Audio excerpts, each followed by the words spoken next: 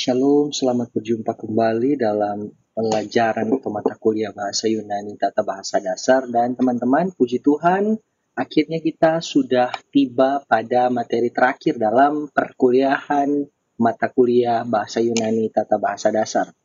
Nah, untuk materi terakhir ini, saya minta teman-teman untuk menyediakan waktu yang luang khusus untuk mengerti dan memahami materi kuliah kita.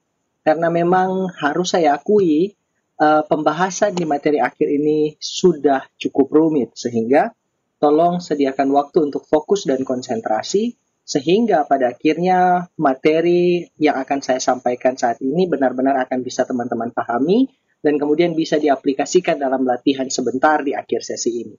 Seperti biasa yang saya sampaikan teman-teman, bahwa tugas yang saya berikan untuk teman-teman itu untuk latihan, ya. Jadi jangan selalu memikirkan bahwa tugas-tugas itu harus dikumpulkan kembali ke saya.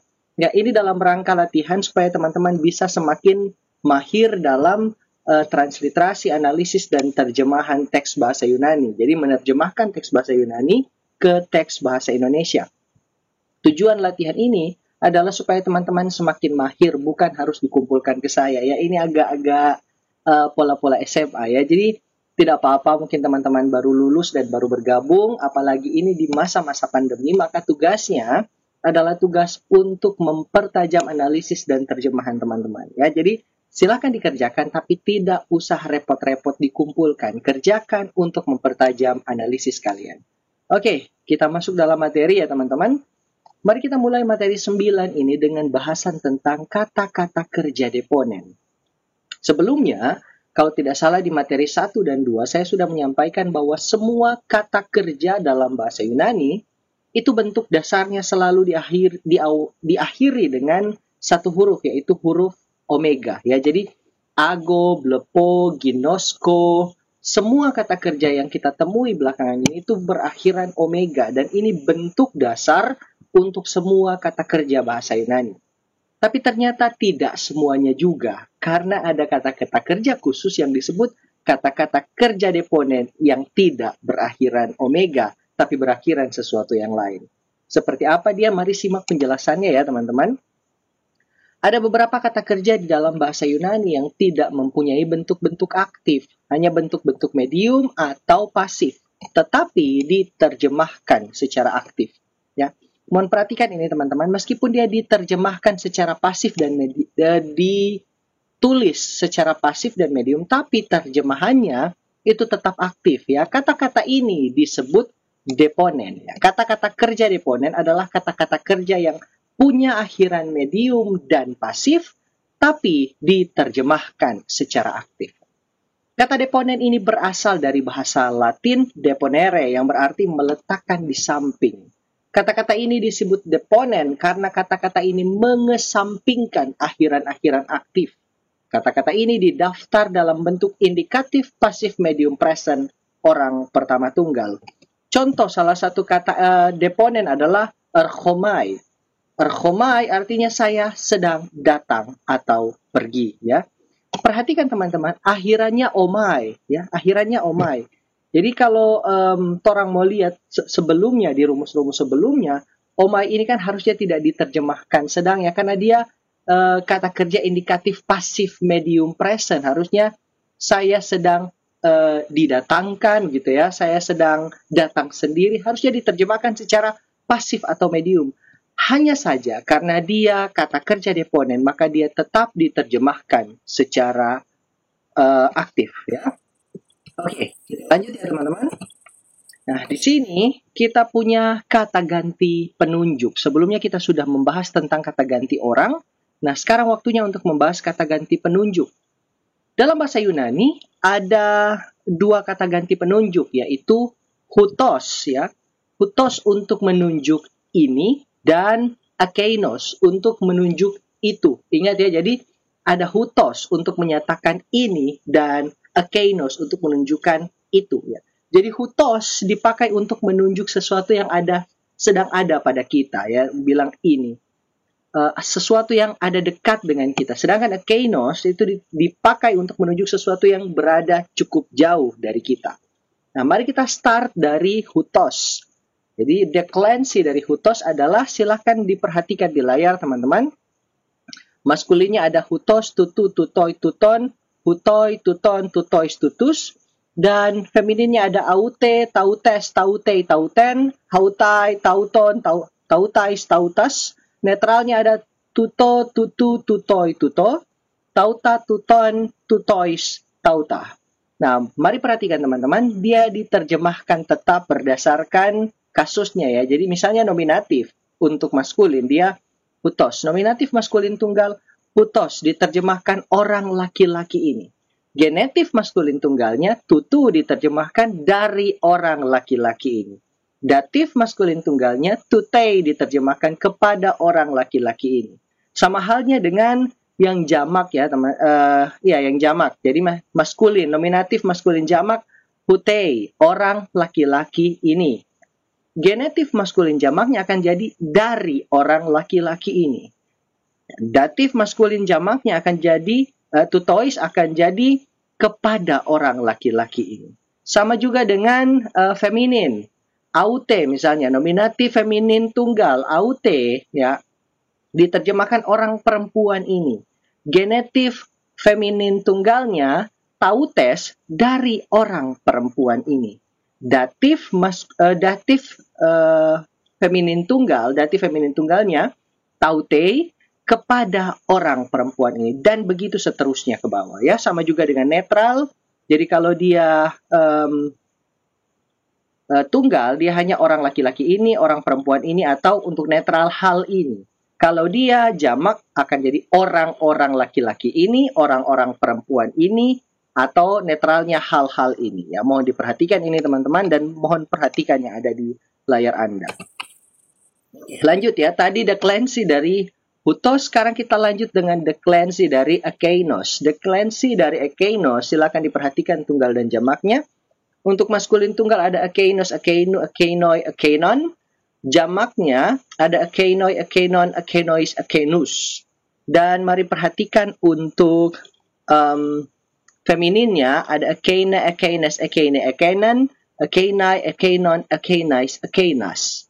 Untuk netral ada ekeino, ekeinu, ekeinoi, ekeino, ekeina, ekeinon, ekeinoi, ekeina. Ya, silakan memperhatikan, saya baca lurus-lurus begini ya. Oke, mari kita start dari maskulin. Nominatif maskulin tunggalnya, ekeinos, diterjemahkan orang laki-laki itu. Orang laki-laki itu. Kalau dia jadi genetif maskulin tunggal, ekeinu, dia diterjemahkan dari orang laki-laki itu. Datif maskulin tunggalnya, ekeinoi, kepada orang laki-laki itu, dan akusatifnya sama dengan nominatif ya, ekeinon, orang laki-laki itu. Jamaknya, nominatif maskulin jamak, ekeinoi, orang-orang laki-laki itu. Genetif maskulin jamaknya, ekeinon, dari orang laki-laki itu. Datif maskulin jamaknya, ekeinois, ya, kepada orang laki-laki itu, dan akusatif maskulin jamaknya sama dengan nominatif, ekeinus, ya, tetap orang laki-laki, orang-orang laki-laki itu. Nah, feminin juga sama teman-teman, netral juga akan sama polanya. Netral misalnya, nominatif netral tunggal, ekeino, hal itu. Genetif netral tunggal, ekeinu, dari hal itu. Datif netral tunggal, ekeinoi, kepada hal itu. Jamaknya, nominatif netral jamak, ekeina, hal-hal itu. Genetif netral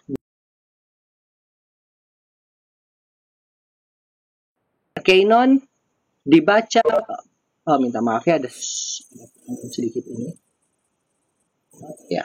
Genetif netral jamak, ekeinon, dari hal-hal itu. Datif netral jamak, ekeinoi, kepada hal-hal itu, dan seterusnya.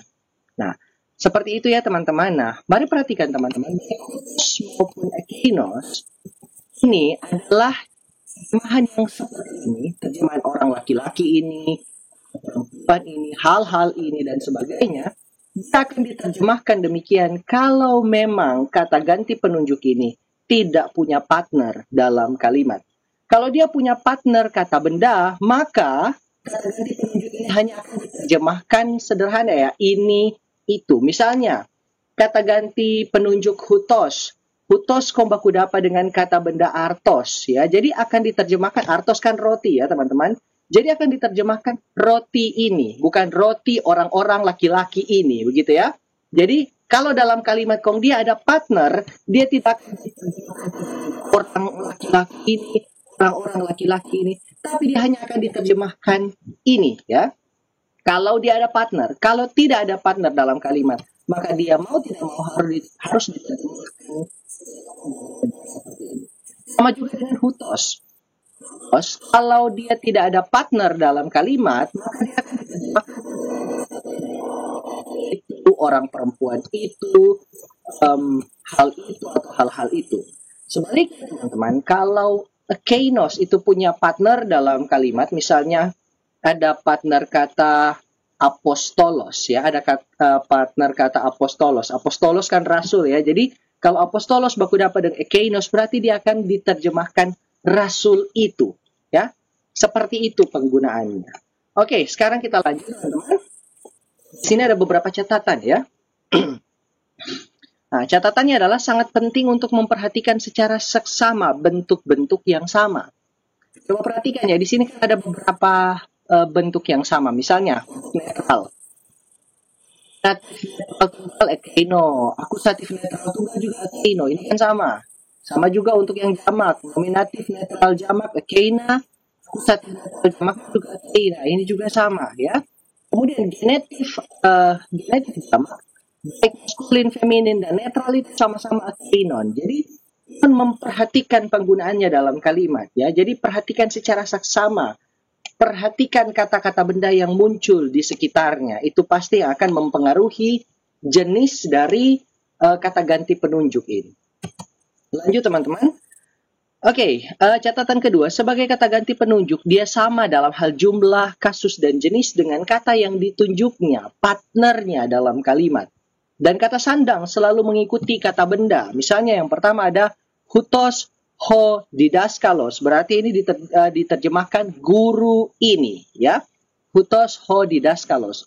Hutos ini kata ganti penunjuk nominatif maskulin, ya. Ho didaskalos, kata benda nominatif maskulin, berarti mereka sama. Mereka sama dalam hal kasus, jenis, dan jumlah, sehingga ini berarti orang benar diterjemahkan secara bersama. Lanjut, kemudian yang kedua ada ekeinos homatetes. Ekeinos adalah kata ganti nominatif maskulin tunggal. Sama juga homatetes adalah kata benda nominatif maskulin, sehingga ini diterjemahkan murid itu. Yang ketiga, ekeinos tuieru, diterjemahkan dari bait, harusnya ekeinu ya, minta maaf ya teman-teman, ini tolong nanti dirubah ya, ekeinu. Di sini yupsilon, ini ganti dengan yupsilon ya. Ekeinu tuieru, ekeinu itu kata ganti penunjuk genetif maskulin tunggal, tuieru itu kata benda genetif maskulin tunggal. Jadi sama-sama genetif maskulin tunggal, kasus jenis dan jumlahnya sama, maka ini kemudian diterjemahkan dari bait suci itu karena mereka klop, matching, partner. Kemudian kita lanjutkan ya, di situ ada ekeino tohieron. Ekeino tohieron, ekeino ini kata ganti penunjuk akusatif maskulin tunggal, dan hieron ini juga kata benda akusatif maskulin tunggal. Hingga karena mereka matching, mereka diterjemahkan bersama bait suci itu. Ya. Lanjut, catatan ketiga. Bila tidak ada kata sandang, maka kata ganti penunjuk berfungsi sebagai predikatif. Kemudian ini yang saya sempat jelaskan tadi, kata ganti penunjuk dapat berdiri sendiri sebagai kata ganti baik orang maupun benda kalau dia tidak punya partner dalam kalimat. Jadi contoh, pada hodidaskalos hanya diterjemahkan ini. Maka kalau dia berdiri sendiri dalam kalimat, dia diterjemahkan orang laki-laki ini. Itu kalau berdiri sendiri dalam kalimat, dia diterjemahkan hal ini. Atau kalau baku dapat dengan kata lain atau kata benda lain, matching dengan dia, ini saja ya, tidak ada tambahan lain. Kemudian ekeino tadi kalau dengan tohieron atau kata benda lain yang sesuai, yang dia diterjemahkan itu. Tapi kalau Keino berdiri sendiri dalam kalimat jomblo, berarti diterjemahkan hal itu atau benda itu. Keino tadi kalau baku tuh hero diterjemahkan itu saja. Tapi kalau dia berdiri sendiri, dia diterjemahkan dari orang laki-laki itu atau hal atau dari benda itu. Seperti itu teman-teman. Dan lanjut. Di sini mohon perhatikan secara saksama teman-teman karena yang satu ini agak menyita perhatian cukup mendalam ya. Kalimat bersyarat satu. Nanti di materi-materi berikut di bahasa Yunani tata bahasa lanjutan, bahasa Yunani 2 nanti di semester berikut, kalian akan bertemu dengan kalimat bersyarat 2 dan kalimat bersyarat 3. Tapi untuk Yunani tata bahasa dasar kita hanya akan membahas kalimat bersyarat 1 dulu. Di dalam bahasa Yunani ada suatu konstruksi kalimat yang disebut kalimat bersyarat atau conditional sentence. Kalimat seperti ini terdiri dari dua anak kalimat, yaitu yang pertama, anak kalimat pertama disebut subordinate clause atau protasis yang merupakan syarat ya. Dan kemudian anak kalimat kedua disebut main clause atau apodosis yang merupakan asumsi pemenuhan syarat dari anak kalimat pertama. Ini mungkin sama seperti kalimat-kalimat yang teman-teman pernah bahas di logika matematika waktu di SMA. Jika hari hujan, maka Opo tidak ke sekolah. Ya. Nah, jika hari hujan adalah protasis. Ya. Maka Opo tidak ke sekolah adalah apodosis. Ya. Ingat berdasarkan penjelasan ini. Ya. Jika hari hujan adalah syarat. Ya. Jika hari hujan adalah syarat untuk pemenuhan kalimat kedua, maka Opo tidak sekolah. Dia tidak sekolah karena hujan. Sebaliknya, kalau hari tidak hujan, sekolah. Itu logikanya untuk kalimat bersyarat satu. Nah, yang jenis kalimat bersyarat dalam bahasa Yunani namun yang dipelajari dalam bab ini adalah kalimat bersyarat satu. Kalimat ini bermaksud untuk menyatakan suatu pekerjaan yang terpenuhi, syaratnya jadi dilaksanakan. Ini mohon jadi perhatian teman-teman, karena nanti di kalimat bersyarat 2, itu sesuatu yang memang nyata-nyata tidak jadi, batal, cancel. Sedangkan kalimat bersyarat 3 adalah kalimat bersyarat yang ragu-ragu, antara mau jadi nyanda, antara mau iyo dan nyanda, antara mau backing dan nyanda. Seperti itu ya. Tapi kalimat bersyarat 1 adalah kalimat bersyarat yang betul-betul terjadi. Syaratnya jadi sehingga apodosisnya terpenuhi. Protasisnya jadi sehingga apodosisnya terpenuhi. Ya. Anak kalimat pertama jadi sehingga anak kalimat kedua terpenuhi dan terlaksana. Nah, polanya atau rumusnya, ya jangan pikir cuma matematika. Rumus Yunani ya biar cuma baku tambah huruf, mari ini baku bikin pusing ya Kang. Nah, polanya adalah sebagai berikut. Protasisnya, anak kalimat pertamanya harus punya kata a di depannya. A ini diterjemahkan jika. A tambah kata kerja bermodus indikatif. Jadi A diikuti dengan kata kerja bermodus indikatif. Ini kan mirip-mirip dengan kalimat dalam logika matematika kan, dia harus diawali dengan kata jika. Jika, maka. Jika hari hujan, maka Adi libur. Jika hari tidak hujan, maka Adi tidak libur. Seperti itu ya, kira-kira contoh kalimatnya. Nah, kemudian sekali lagi protasisnya A tambah kata kerja bermodus indikatif. Apodosisnya kata kerja dalam modus dan bentuk waktu apapun. Ya, jadi kata kerja yang bebas, terserah berbagai macam kata kerja yang ada di apodosis. Contoh di sini. Hutos estin dikaios agometa hypotulugu tuteu. Jika orang ini adalah adil, kita sedang dituntun oleh firman Allah. Nah, kalimat ini benar-benar terjadi. Sehingga kalau teman-teman nanti akan membuat tugas atau membuat latihan, setelah biasanya teman-teman cuma sampai di level terjemahan. Kalau untuk kalimat bersyarat, lihat jo kalau ada a di muka, lihat jo kalau ada dia ini di muka diikuti dengan kata kerja bermodus indikatif dan dilanjutkan dan lihat jo kalau ada a di depan kalimat bersyarat 1. Itu ya teman-teman, sehingga dalam terjemahannya, pemberian terjemahan saja itu tidak cukup. Dia harus dilanjutkan dengan penjelasan. Dia harus bilang dulu bahwa kalimat bersyarat ini betul-betul terjadi karena dia adalah kalimat bersyarat satu. Lanjutkan dengan penjelasan seperti ini. Kalimat pertama, orang ini adalah adil ya, berdasarkan contoh kalimat yang di atas ini. Orang ini adalah adil sehingga kita sedang dituntun oleh firman Allah. Oleh karena itu dalam ini dapat diterjemahkan karena ya. Nah ini jika ini adalah adil, kita sedang dituntun oleh firman Allah karena dia kalimat bersyarat satu, maka syarat ini benar-benar penuhi. Syarat penuhi dan nah kalimat kedua benar-benar terlaksana. Seperti itu ya kira-kira teman-teman. Oke, kita lanjutkan ya teman-teman. Minta maaf tadi ada problem sedikit di luar. Oke. Kenapa yang tidak bisa dilanjutkan ya? Sip. Oke, di sini mari perhatikan teman-teman, kita akan punya vocabulary baru atau kosakata baru yang teman-teman harus hafalkan ya. Ada 3 kata kerja, ada ginomai, erchomai, dan syunago, dan kemudian ada 12 kata benda. Aletheia, entole, thronos, imation, kome, laos, logos, mistos, ophthalmos, synagoge, topos, dan chara. Kemudian ada kata sifat, ada 3 di situ, ada kainos, eteros, dan hutos. Ada kata depan syun dan kata sambung a.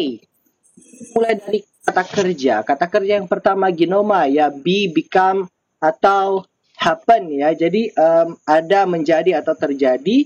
Kemudian ada archomai. Archomai itu go atau come ya, pergi atau datang. Kemudian ada syunago, gather atau together, berkumpul bersama. Kemudian ada kata benda di situ, ada 12 kata benda. Mari kita start dari he asteneia. Saya salah baca tadi ya. He asteneia.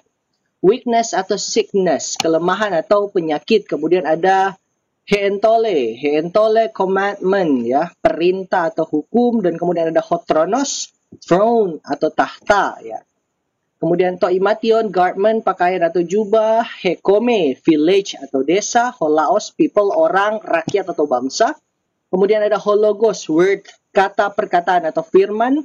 Kemudian ada homistos, pay atau wages, upah atau gaji. Ada hoophthalmos, eye atau mata. Kemudian ada hesunagoge, assembly atau gathering, pertemuan atau perkumpulan. Hotopos, place, tempat atau letak. Dan hechara, joy, sukacita atau kegembiraan. Dan situ ada 3 kata sifat. Yang pertama akainos ya, that, itu, dan eteros, other atau yang lain. Dan kemudian ada hutos, this, ini. Ada kata depan shun yang nanti mau berfungsi ketika dia bertemu dengan kata benda datif. Shun bertemu dengan kata benda datif diterjemahkan with, dengan atau bersama dengan. Dan ada kata sambung a, if, jika. Ini yang selalu ada di awal atau kalimat bersyarat dalam bahasa Yunani ya, kata sambung a. Teman-teman, sekali lagi saya punya tanda cinta yang besar untuk teman-teman, dan sekali lagi ini dikerjakan untuk latihan, bukan untuk dikumpulkan ya. Tolong rubah hasanah berpikir anak-anak SMA bahwa tugas itu selalu harus dikumpulkan. Ini tugas latihan supaya teman-teman menjadi semakin piawai dalam analisis dan terjemahan bahasa Yunani, sehingga ini mengasah skill teman-teman di bidang bahasa Yunani. Oke, tanpa terasa kita sudah ada di ujung materi kita sekaligus ujung perkuliahan kita di semester ini. Teman-teman, tetap semangat, Tuhan memberkati setiap upaya dan usaha kalian, dan selamat bersiap untuk ujian akhir semester. Tuhan Yesus memberkati kita senantiasa. Shalom untuk kita semua.